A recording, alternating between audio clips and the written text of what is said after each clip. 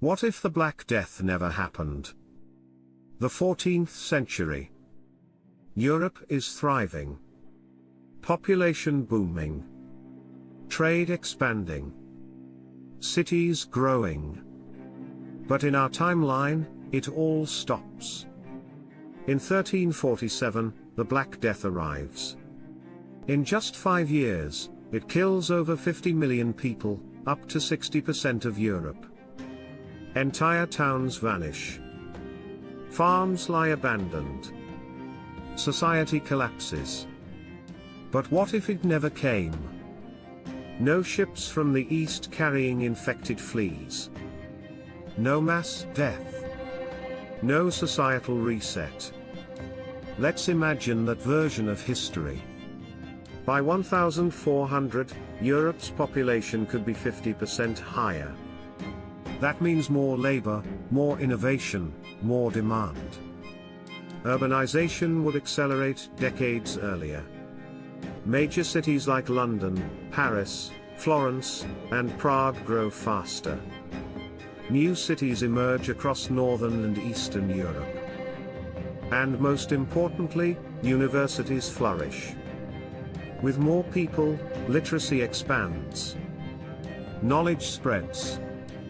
The printing press arrives earlier, perhaps by the 1430s instead of 1450.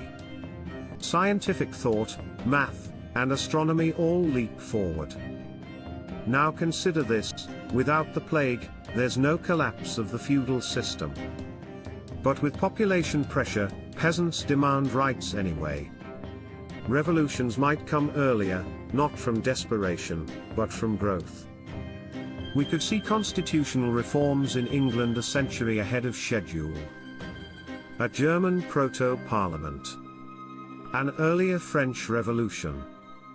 Meanwhile, the Catholic Church remains strong, but challenged. Without mass death, people trust institutions longer.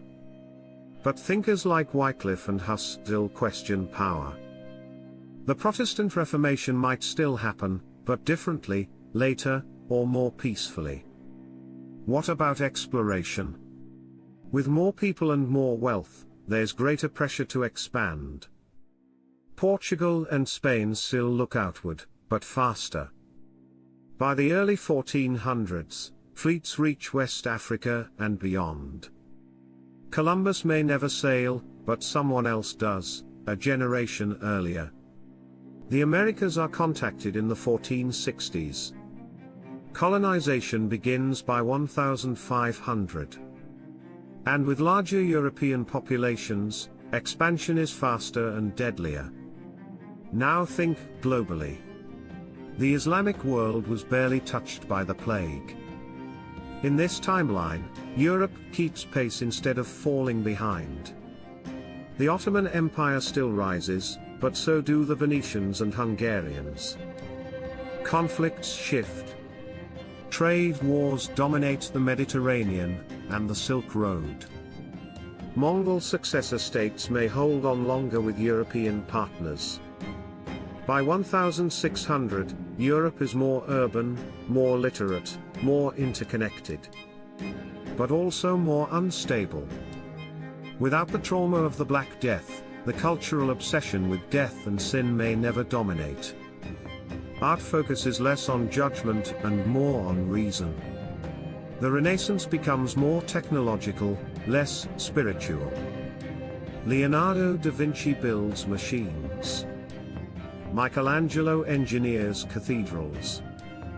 The Enlightenment arrives by the early 1600s, not 1700s. Political ideas like democracy, secularism, and freedom of speech spread early, and possibly more violently. And then there's science. With more scholars, earlier printing, and more stable economies, we could see the scientific revolution a century ahead.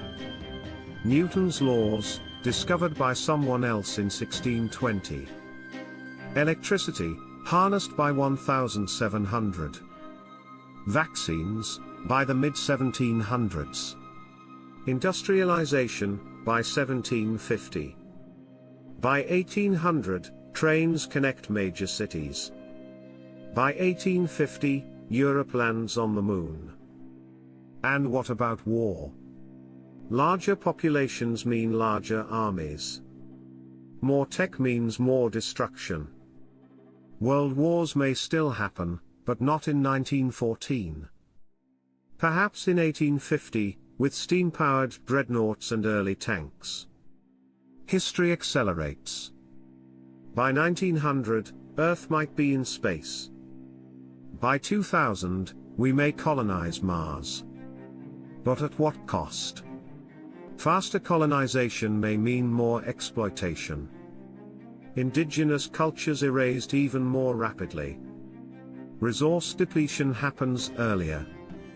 Environmental crisis arrives in the 20th century, not the 21st. So what if the Black Death never happened? Humanity might be more advanced, more connected, more powerful, but also more dangerous, more unstable, more out of balance. Sometimes, slowing down history is what saves us from ourselves. Subscribe for more alternate timelines.